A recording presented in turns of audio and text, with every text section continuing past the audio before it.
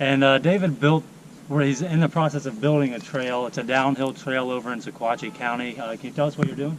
We're building a downhill trail for downhill southeast. We're just trying to get a race trail cut in, and then from there we'll be using it on the weekends or whenever people call us in.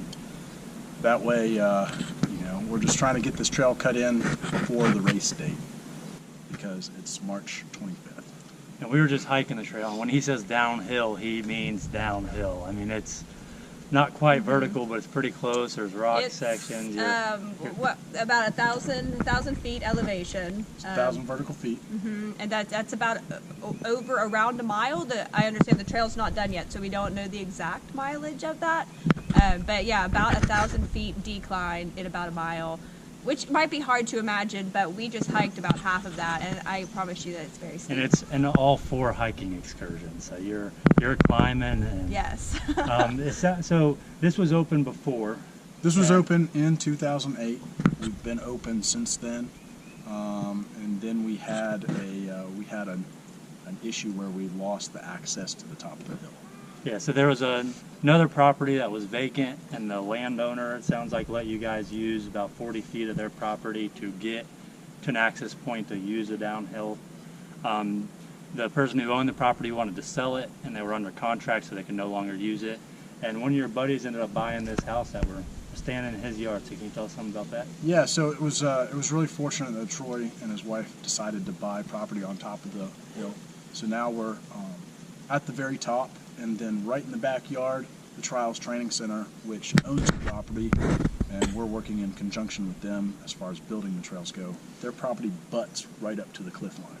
So between Troy's property and then the Trials property, there's a seamless flow right into where our trails need to go. And how would you describe the trail? It's gnarly.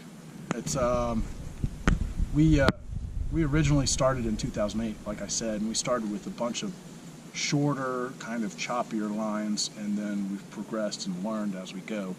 And the last trail on the other side over there, we called it the Goat Trail because it looked very similar to what a drunken billy goat would have been wandering off the side of the hill. There were very steep sections, it's all rock, and it's more climbing than hiking. Whereas this trail is more like, it's very hard to describe, it's more like a cliff fall. It's a lot of sliding on your butt and trying not to slide off the side of the hill.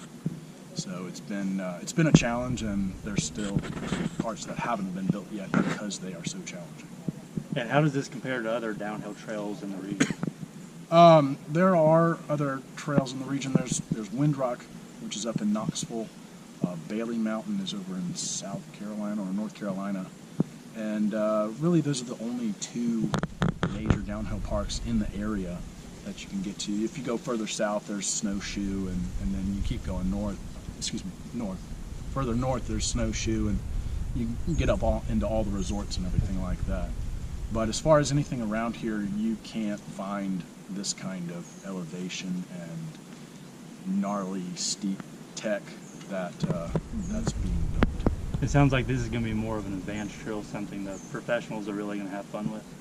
Right now, it's just going to be mostly advanced, but we encourage everybody to come out and check it out. It's actually much easier to ride on a bike than it is to walk it. I can see that, having just the experience that we just had.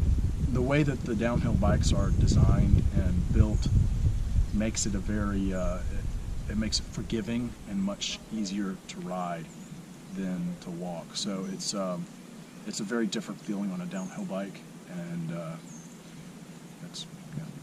Sounds like Sunny has some questions.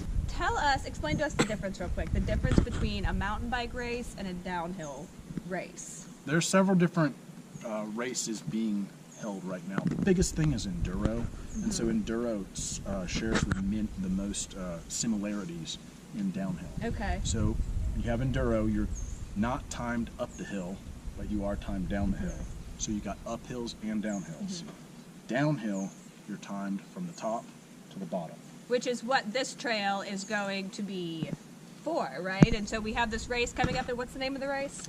Downhill Southeast. It's at the Trials Training Center. Okay, and that's March 25th, and this trail is going to be used for that. And so the way it's going to work is basically these bikers are going to be up at the top of this mountain, and then they're going to be timed, just basically careening down As fast as you this can go. super steep trail. And then, so you had mentioned earlier that the fastest, what you think 2 minutes or something. We have but a guesstimate as to how fast it would be. The pro time on the other trail was about 2 minutes and 40 seconds. Which that's very fast, right? Very fast for 1,000 vertical feet. What about an average speed? What An is average most speed, which is people- mine, is probably 8 minutes. Okay, yeah. And how many participants do you expect out for that? Last year we had 157, I believe. Okay. Wow. Yeah. And and it's quite a sight to see. There's people lining the trails. That's what I wanted to ask about. If it was spectator friendly. Oh, yeah, so it definitely is. Tell us how that works. If people want to come out and see it. People want to come out. It depends on what they're charging at the gate. They may sign up and say, hey, $10 today, or it's probably still 15. So basically, Trials Training Center is open all the time to anybody. You go in, you sign a waiver, and you pay your $15. Your $15 covers the waiver. That covers anything that could happen on property. And spectators are signing waivers also. Spectators are signing I waivers can see also. why that would be because necessary. it's steep. Yes. It is very steep. But the Trials Training Center has cabins available. They have Wi-Fi available, bathhouses, primitive camping, RV camping. They're pretty much a full service place that can fully take care of you if you wanted to come in and stay for the race. Okay.